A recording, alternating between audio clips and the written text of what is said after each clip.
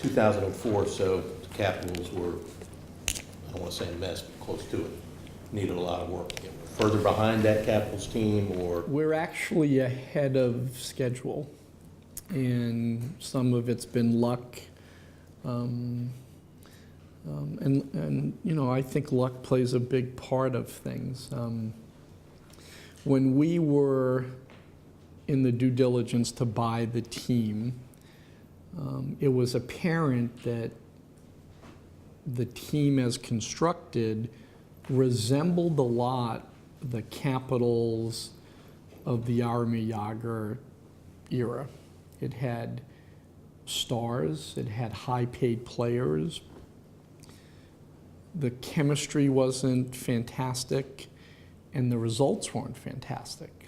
And so I didn't own the team, and the Poland family and the advisors and Ernie, to their credit, were able to make some trades. You had to be able to move some payroll, and they traded Antoine Jameson, help him to win a championship. That was his desire. And they traded Brendan Haywood and Caron Butler. And that was the beginning of the rebuild. And then we won the lottery. And so, you know, if you had to script it, was, well, we moved some older players, and now we won the lottery and got the first pick in the draft. And so I knew this year would be tough. The injuries have really mounted. I mean, we've been playing 5 rookies together. And on one hand, you go, that's really painful to watch. But it reminds me, I remember when we made some trades with the Caps, we brought Brooks Lake into the organization. We traded Peter Bondra. We got a second-round pick in Brooks Lake. And everyone was, who? You know, who's this guy? He was a second-round draft pick. He's a young kid. He's never played.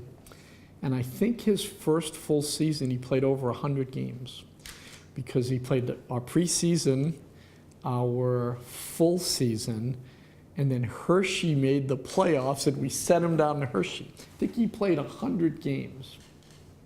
And we had a lot of players like that that got thrown into the pool and got experience.